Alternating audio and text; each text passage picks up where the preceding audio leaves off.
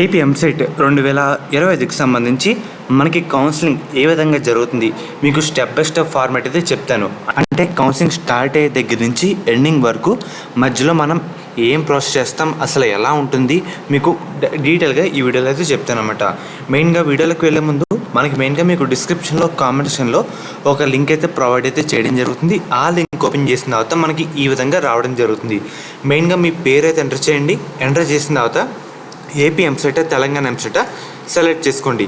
Select చేసుకున్న తర్వాత మనకి ఈ విధంగా కొన్ని గ్రూప్స్ గైడెన్స్ లింక్ అయితే వస్తుందన్నమాట. అంటే ఏపీ ఎంసెట్ కౌన్సిలింగ్ సంబంధించి కొన్ని గ్రూప్స్ అయితే అఫీషియల్గా కాలేజ్ దోస్త్ వాళ్ళు అయితే లాంచ్ చేయడం జరిగింది.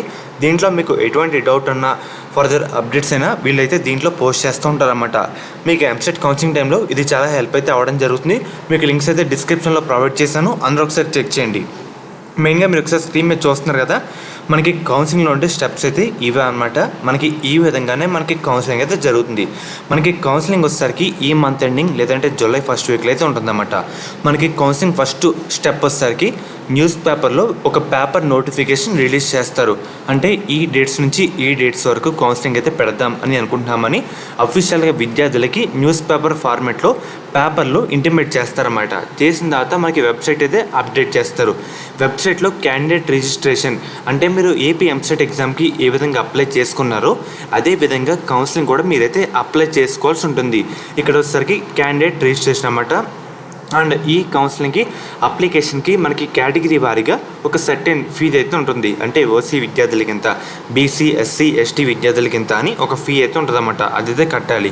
దాని తర్వాత మనం రిజిస్ట్రేషన్ చేసుకునే టైంలో మనకి certificates, study certificate, income certificate, 10th class, inter, TC ఇవన్నీ అప్లోడ్ చేస్తాం కదా, ఇవన్నీ మనకి ఆన్లైన్లో వెరిఫై చేస్తారు. దీన్నే సర్టిఫికేట్ వెరిఫికేషన్ అంటారన్నమాట. అంటే మనం పెట్టిన డాక్యుమెంట్లు మొత్తం కరెక్ట్గా ఉన్నాయి లేవా, అన్నీ కరెక్టేనా, నిజమేనా, ఇవన్నీ వెరిఫై చేసిన తర్వాత మనకేంటంటే ఇన్ కేస్ ఏమైనా కొంచెం బ్లర్గా ఉన్నా, ఏమైనా అడిట్ అయినా మళ్ళీ రీఅప్లోడ్ చేయమంటారు.